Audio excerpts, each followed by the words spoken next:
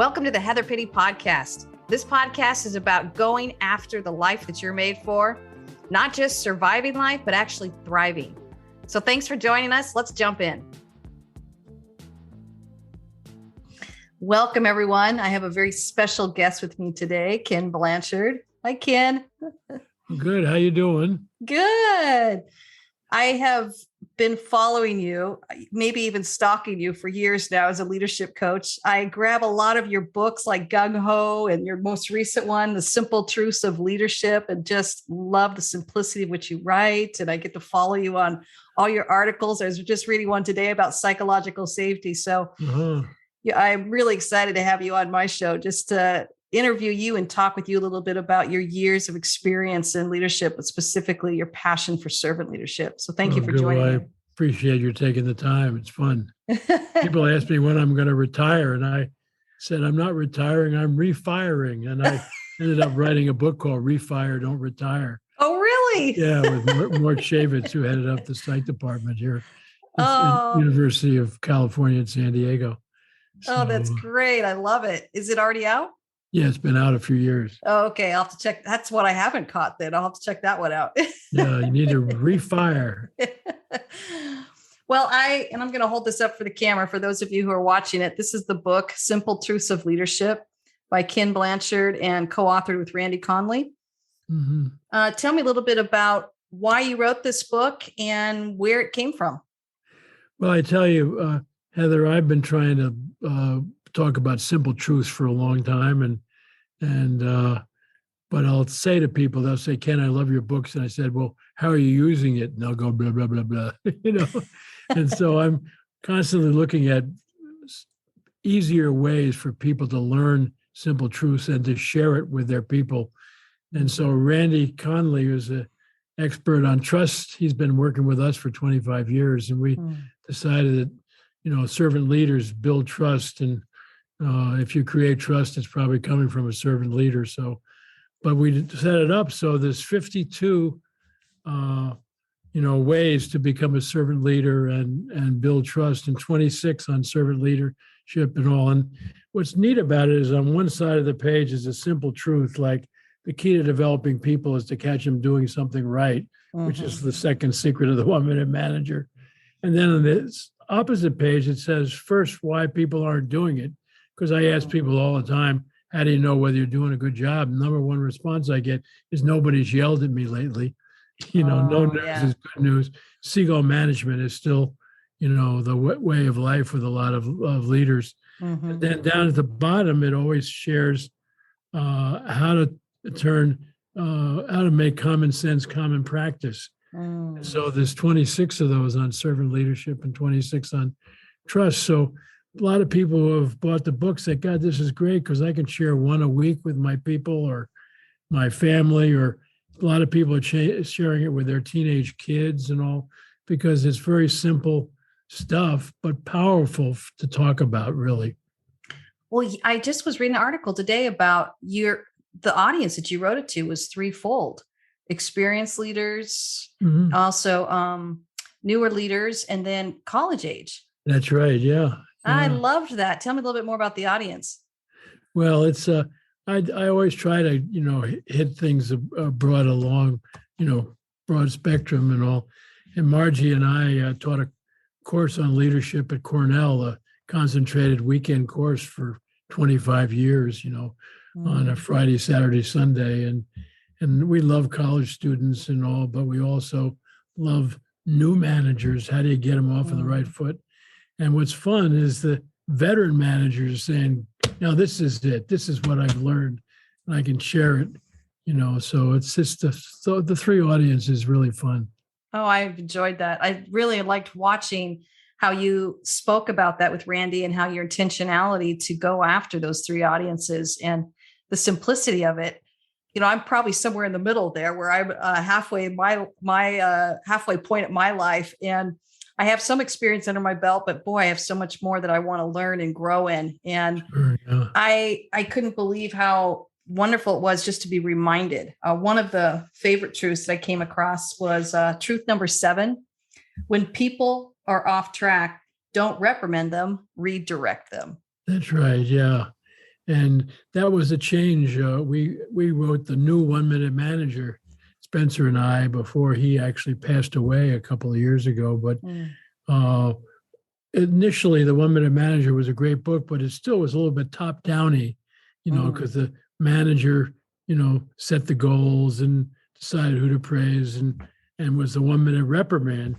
And so we wanted to write it much more. Nowadays, we look at leadership more as side-by-side leadership rather than top-down. That's what young people want. They don't want your job, but they want to be part of a team, and they don't want to be told what to do. And so it was really a good way to deal with that. Oh, I like that. Yeah, and so, with Spencer, so that simple truth is, don't reprimand them, redirect them. And but once people are clear on goals, see, there's two parts of servant leadership. A lot of people think it's about the inmates running the prison or trying to please everybody, but the first part is vision, direction, values, and goals, because people need to know what they're being asked to do and what they're being held accountable for. And that comes from the hierarchy. And it doesn't mean that you don't involve people, but if people aren't clear on their goals and you're the manager, shame on you. But once the goals are clear, now you turn the traditional pyramid upside down and now you work for them. And that's the servant part of servant leadership. And so once goals are clear, you want to wander around. And if people are progressing in a goal, give them a 1 minute praising, an attaboy, an attagirl, kind of thing. And if they're not moving as long, you don't beat them up. You say, gee, I noticed in this area, the performance and your numbers aren't moving where we talked about. How could I help you? I'd like to get you back on track. And that's what redirection's all about. I'd love that. When you talked about encouraging, I'm sorry, but I couldn't help but think of calling you and getting your outgoing message. That was my first exposure to you.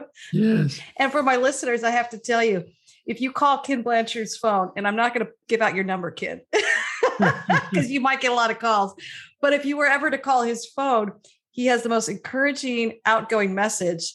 And I remember thinking, I'm just going to call him and listen to his outgoing message when I'm having a hard day, because his outgoing message is so encouraging. Like, have a great day. You're doing something right. And I just remember listening to it going, oh my gosh, I feel amazing. And I didn't even talk to you. It's really fun in relation that our son, Scott, is now the president of our company.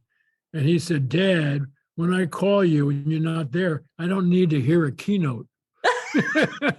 I loved it, Ken. And a lot of people do. They said they do call and hope that I'm not there so they can hear the message. Yeah, Ken, my kids don't appreciate all my wisdom either.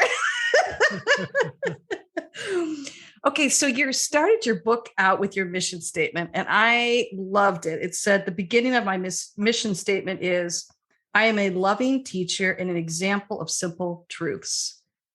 Loved that. I love that you started the book out with that. But knowing that I was going to interview you, I thought, when you said the beginning of your mission statement, what's your full mission statement? I got so curious there. I could hardly keep reading because I wanted to hear your full mission statement. Well, it's to be a loving teacher and example of simple truths that helps myself and others to awaken to the presence of God in our lives and to realize that we're here to serve and not to be served. And that's the total is really. Love it. Love it.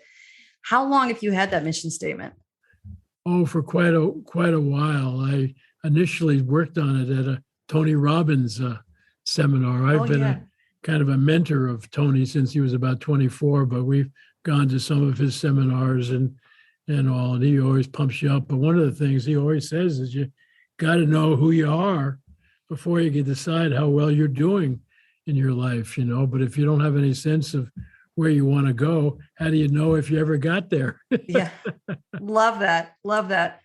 I remember creating my mission statement in my 20s because I didn't know who I was. I didn't know where I was going. And I'm now 51, but it has carried me out for several decades. And it's to contribute to the well-being of others and help them reach their God-given potential. Uh-huh. Super simple, but it kept me oriented from my 20s into everything I did, whether it was teaching or leading or coaching, whatever I'm doing, even in my marriage, my personal life, right? To contribute to the well-being of others and help them reach their potential was always important. It's interesting because if you could read your mission statement every morning, it really be helpful. And then, we say if you have a vision, there's three parts of it. What is your kind of mission? What's your picture of the future?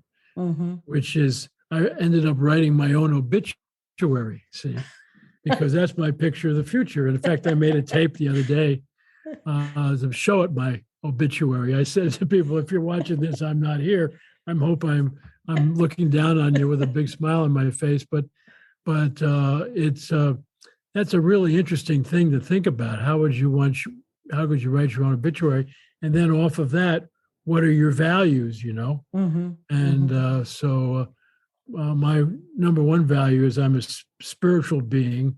Mm. And then I look at integrity and trust and having fun and things like that in terms of my values. But it's really been helpful to me to periodically, and I try to almost do it every day, is to look at my mission statement and my obituary and my values, and then say, how am I doing? What's going on today and all. It's very interesting. I think a lot of times people enter their day too quickly. See, we have two cells. We have an external task-oriented self that's used to doing jobs and getting things done. And then we have thoughtful, reflective self. And the alarm goes off, and why don't we call the alarm the opportunity clock, or it's going to be a great day. No, alarm, and so you jump out of bed and you task-orient yourself and you're running around and you're eating while you're trying to get dressed and you're running around. And so I just try to enter my day more slowly, and sort of say, okay, who do I want to be today? What do I got before me? And then it's really nice to, at the end of the day, to kind of say, how have you done? What did you do? So I like to keep record of praisings and redirections. Oh, I love that. Praisings are, boy, I did that today and I'm proud of myself. Redirections, if I did something that I wish I hadn't have, then that's a part of a redirection. If you really monitor your praisings and redirections over a period of time, you can really look at your life and see what you need to work on. Oh, I love that. So how did you wake up this morning? Well, I woke up this morning just saying, wow, this is going to be an exciting day, and because I had a chance to talk with a gal that works with me on books and all, but we send out all these things on social media, but I like to answer when people send me comments. And so we had to, I forget, we had one today about, taking care of yourself or something. And we had 185 comments. So we went through and commented about those. That was really kind of fun. And so I love that. I kind of get excited every day. What do I got today? And what do I want to do? And so it's fun. And then of course this pandemic has really been one where we've kind of hung around the house a lot. Yes. You mentioned earlier, and I have to circle around with it, the value of having fun. Can you share with us a little bit of what you love to do to have fun? Well, I have fun writing books. I've written, I think 66 or 67. People say, why would you do that? Because it's fun. But I try to not write them long, Uh-huh. And so writing is fun. Then I leave a inspirational message for everybody in our company every day, although my wife, Margie, and my son's wife and my daughter are now helping me. So they're doing what I'm only doing 2 a week rather than 5. Oh. But I get excited about what would I want to share with people. And we love to play golf. We're playing golf a couple of times a week. We have a wonderful executive course nearby. And on Mondays, my wife, Margie, plays with 3 women friends of hers. And on Wednesday, I play with 3 men friends of mine. And then Saturday, we play with a couple. And we play scramble, which everybody hits and you go to the best shot. We call it hit and giggle, Oh, you know. And so that's my kind of golfing. yeah, that's fun. And then we love to watch movies and all. We actually went to the theater the other night and we saw the movie Dog. I think Oh, you'd really enjoy it if you love really? dogs. I do Yeah. love dogs. Yeah. Yes, it's about a German Shepherd, a big shepherd and a Marine, you know, and he's taking this dog to a funeral of the guy who was his master over during the war and Oh, all. wow. It's a really interesting thing how they learn to love each other, he and the dog. Oh gosh, yeah, now I have to see that. Can't wait. Yeah. So, but the simple truths is really fun, and one of my favorites from Randy is that the opposite of trust is not mistrust; it's control. Mm, Because mm, when you're talking about trusting somebody else, you're letting them run with the ball. You're letting mm, them. You're delegating some to them and all. We mhm, always try to make sure that we're not over delegating. We use our SL2, our situational approach to effective leadership, to decide whether somebody's an enthusiastic beginner, disillusioned learner, capable or cautious, or mhm, self-directed achiever and all. But it's really important that you gradually turn over more responsibility to people and show them that you do trust them. And when they see that you trust them, because that's another one of Randy's favorites, is trust begins with who? It begins with you as a leader. mm, You mhm. have to trust first before they're going to trust you. Love that. You mentioned earlier too in the book when you're introducing it, how you begin to realize that when you first started out with working in leadership, you were talking a lot about leadership behavior. And Yeah, then you begin to realize that the paradigm needed to shift to kind of leadership from within. It starts from the definitely. inside. Can you tell us a little bit more about that? Because I love that line. Well, we've really decided in our work that effective leadership is an inside out job. It Mm-hmm. starts in your heart with the question, are you here to serve or be served? Mm. And one of the things that you'll get a kick out of, we started a 12-step Egos Anonymous program, Oh, I do because, love that. but what's the biggest problem of keeping people from serving?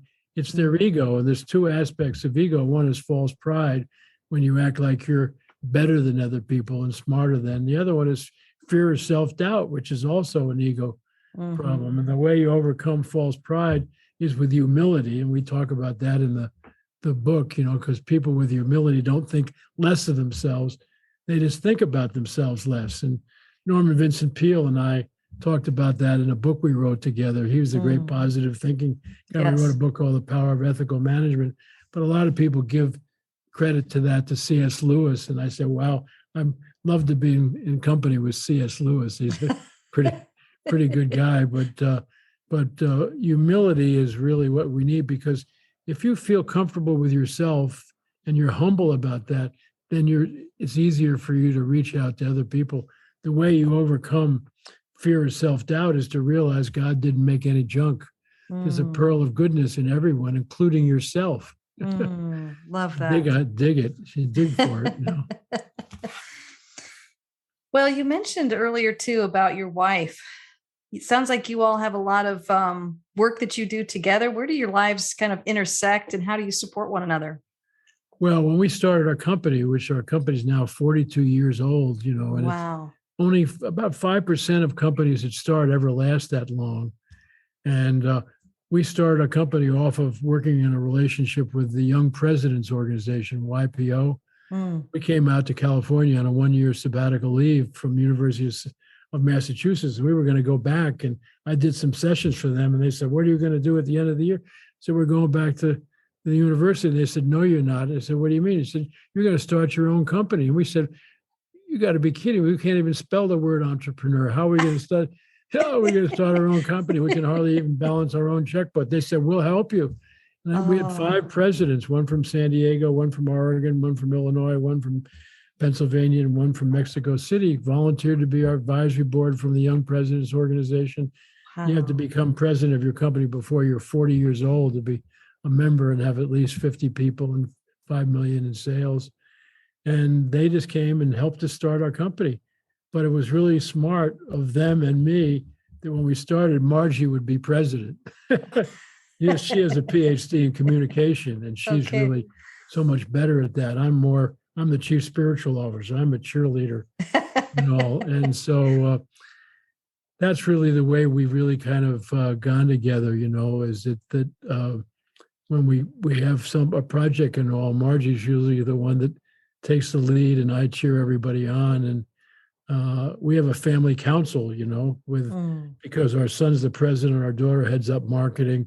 Margie's brother, who was born when she was a freshman at Cornell, he's our CEO, and our son Scott's Madeline is the head of our coaching business, and so it's really kind of fun. But we meet as a family council once a quarter with an outside consultant, because Peter Drucker told me years ago, Ken, nothing good happens by accident. Put some structure on it.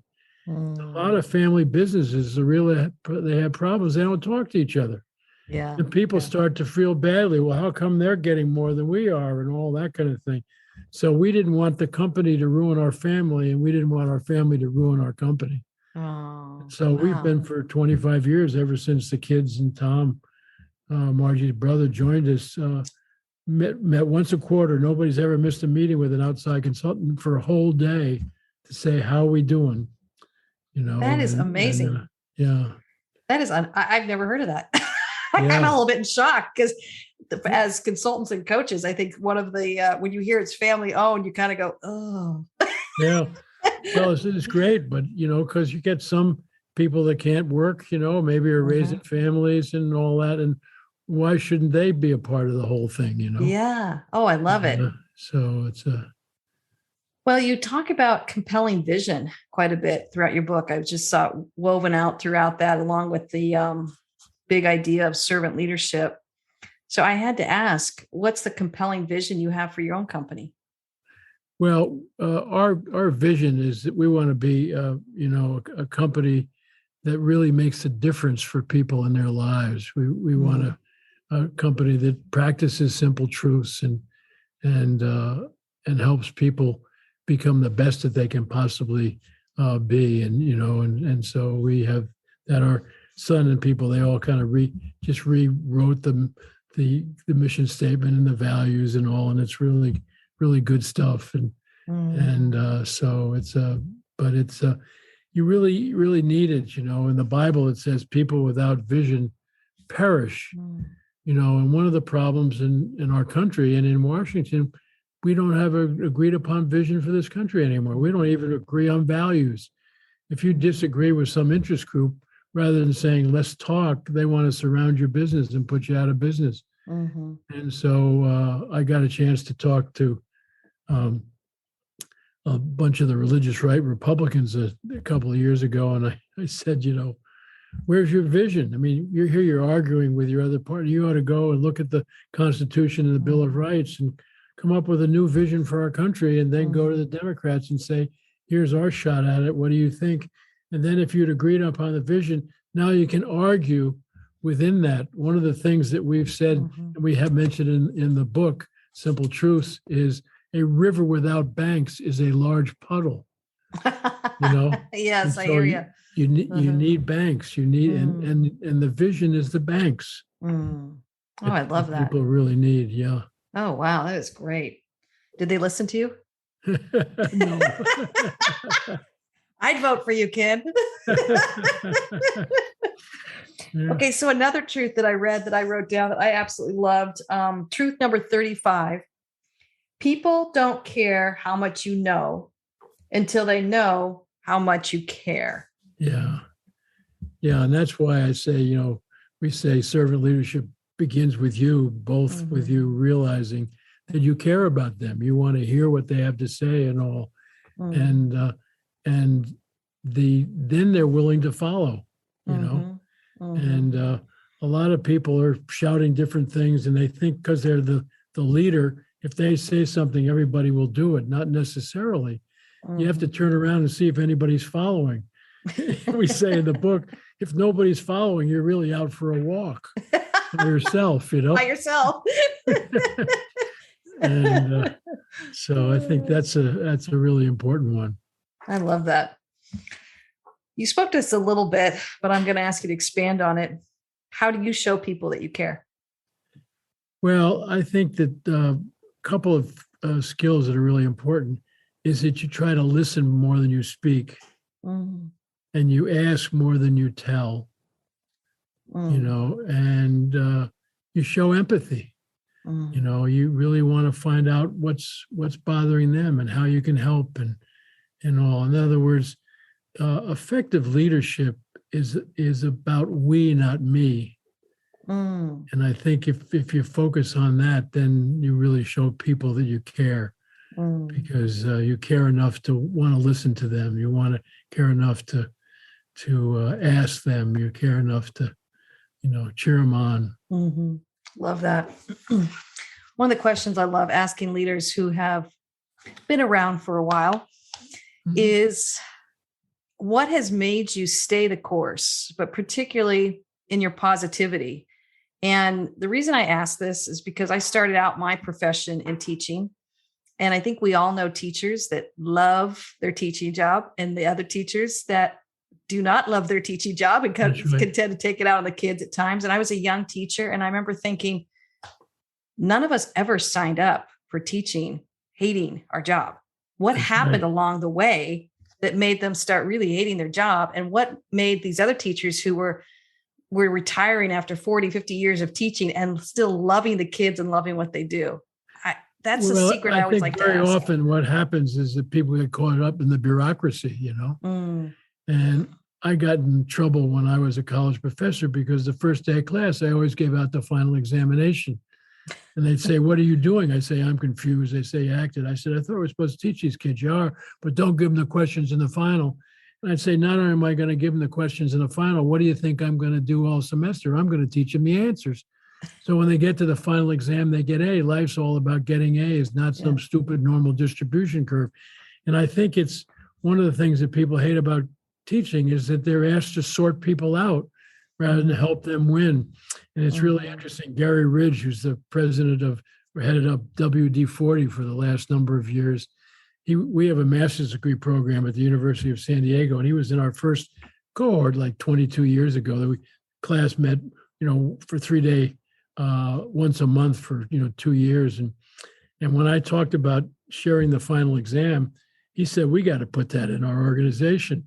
Oh, And I love Gary it. and I wrote a book together on what he's done at WD-40 entitled "Help People Win at Work." And listen to the subtitle, "A Business Philosophy Called Don't Mark My Paper, Help Me Get an A." And the Oh, last time they did it at WD-40, they had a 92% employee engagement score. I mean, you just don't get wow. scores No. like that. But because everybody, thinks you're supposed to do this, why are we doing that in organizations? Why don't you want everybody to win? I always say, how many of you go out and hire losers? You lost some of your worst people last year. Go out and hire some new losers to fill your low slots. Yeah. You don't hire losers. You either hire winners, you steal from other companies, or potential winners, and why are you being asked to sort people out? So as you can imagine, I'm not a big normal distribution curve type because I think that's what really gets people down about Mhm. being teachers and being managers. And Mhm. Oh, I so agree. Again, I would vote for you, kid. Yeah, we kind of beat the spirit out of our teachers and leaders, and they're listening to an expectation that is not only not fair, but doesn't even seem humane That's right. Yeah. to really set our people up for success. And you talk about answers to the test. One of the things that I'll ask a lot as a leadership coach is, well, does everybody know what success looks like? That's right. Typically they don't, or they've got all their own versions of it. So what are we doing? We're running around scared, hoping that we achieved success, but never really knowing if we got it. Yeah. Number one thing I like tell them right off the bat, day one, here's what success looks like. And I'm committed to you getting there. Yeah. Everybody Right. can relax.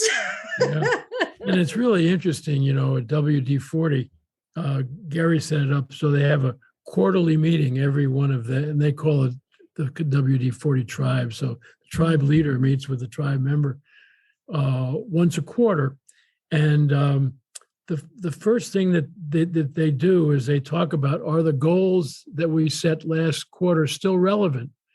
Because, like suppose you set goals in the beginning before the pandemic broke out, you wouldn't be dealing with those goals at the end of the year. But a lot of companies, you're still asked to evaluate people on goals you haven't done in 6 months and all. So at WD-40, they can change their goals all the way up to the beginning of the fourth quarter. And then what's also neat is I say to people, there's 3 parts, and we talk about it in simple truths, and I'll hold it up too, that there's 3 parts of performance management: performance, kind of goal setting, performance planning, day-to-day coaching, and performance evaluation. And we ask people, where do you spend your most time? And everybody tends, performance evaluation. Because what are they filling out forms on their people? That's stupid. Why are you doing that? Let them fill out the forms. So at WD-40, after they agree on the goals where they're still relevant, the direct report has a report card. And it says first quarter, second quarter, third quarter, fourth quarter, overall performance. And they bring the report card into the meeting. And for each of their goals for that quarter, they give themselves an A, a B, or a C. There's no D's or F's. And the job of the manager is either to agree or disagree. And somebody might rate themselves high, and the manager might say, no, I don't think that's quite an A yet. It's a good solid B. Let's talk about how we can get it an A. Or somebody might rate themselves down because they're modest. And the manager would say, that's not a C. Boy, I think you're moving, towards a solid B there and all how. And so the whole goal is, how do you get people straight A average at the end of the year? And if the goals are relevant, because before they set goals, they look at the organizational goals. And then you set your own goals within the context of the organizational goals and your responsibilities. So this book, initially, I wanted to call Duh. I think I read that. Why isn't common sense common practice, Yes. And because I can't understand why we're trying to beat people up, and we're not trying, because I want to tell you, the best companies in the country look at their people as their number one customer. If you treat your people well, train them, and all, they go out of your way to take care of your second most important customer, the people who use your products and services. And then they become raving fans, and that takes care of the profit. A lot of people think the only reason to be in business is to make profit. No, profit is the applause you get. That's one of the simple truths you get for creating a motivating environment for your people, so they create, take care of your customers. Oh, yeah. So, I love it. That's a very important, simple truth. Yeah. Well, I think you even mentioned this in the book with Disneyland. It makes me think of Disneyland because I just got back there with my kids, and we were in a shop just buying a little trinket, and it was of the Chewbacca, from Star Wars. Yes. But because their values and the compelling vision for Disneyland is that everyone who works there is a part of the storyline and the narrative. Yes. So she literally sold me probably 3 or 4 more things because we got so into the planet that Chewbacca came from. And she stayed in character the whole time. And I got so sucked in that I just loved this fantasy world. And my kids were there. So we got laughing so hard. We're like, yes, we'll take one of everything. Yeah. And the kids loved it too. Yeah. Oh, they did. Yeah, they sure did. And they were serving you well. Well, it's interesting because people ask me, who uses the concepts that we teach? Only the winners. I wrote a book with Colleen Barrett, president of Southwest, when Herb stepped down. I've worked with Nordstrom's, Wegmans, the grocery. They were chosen number 1 company to work for. I've done stuff for them. Disney, and Synovus, is in the financial services. They were the best company to work for so often by fortune that they asked them to stop applying. And they made a all-star list. Jimmy Blanchard was the president. No relative, but I would adopt him in a minute. And but it really is a powerful stuff, So that's why I'm saying, duh. Yeah.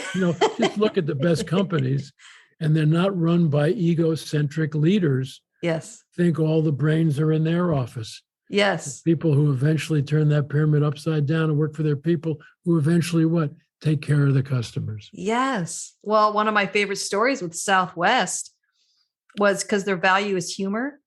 And I guess a flight attendant, have you heard this story? This flight attendant was joking about something that maybe if the plane crashed, but, trying to make light of when they do the introduction to the flight. And a customer on the flight was really upset about it, didn't like it, wrote a really long, scathing letter to Southwest. And they replied with one phrase, "We will miss you." That's right. Yeah. Because they were supporting the value of humor. I was on a flight in Southwest a while back and had kind of a hard landing, and the pilot came on. He said, "You're probably wondering what caused that hard landing. It wasn't me. It was asphalt." Oh. That's just that great kind of stuff, And that was Herb Kelleher. He was a hoot. Yeah. And that's why they said humor is one of their key values, Well, I loved it. As I fly quite a bit, and I definitely just noticed such a contrast between the different airlines. Yeah. Everyone else seemed very serious and stressed, and you got on Southwest, and you felt like you were kind of joining a party. That's right. Yeah, it really is fun. Well, as we wrap up here, I always like to ask you to leave any kind of encouragement. What would you give our listeners and those who are either been leading for a while, who might be starting out, who might be considering if they're even a leader? What kind of encouragement would you want to give them? Well, the big encouragement I would give them is that to remember you don't have to have all the brains in the group. Mm-hmm. That 1 + 1 is greater than 2. And we say, none of us is as smart as all of us. Mm-hmm. And look at your people as part of your team. And your job is to help that team work together to accomplish their individual goals, as well as department goals and organizational goals, to take care of your people, and then they'll take care of your customers. But it's we rather than me, and 1 + 1 is greater than 2. Oh, love it. Thank you, Ken. Thank you so much for your time today. It's always a pleasure just talking with you. Great. And I hope people have fun with this little book, because it's one that they can share and have fun with their people, because it's not complicated. And I'm going to send one to my executive team that I'm working with, because they're going to love it. Great. Thank you so much, Heather. Take care of yourself. Bless you. You too. Take care, everyone. Bye-bye. Thanks for listening. And please drop a review. It really helps us out wherever you're listening from. And if you want to find out more about your clarity, your confidence, and your courage, go ahead and get my book, and you can find it at heatherpenny.com. Cheering you all on.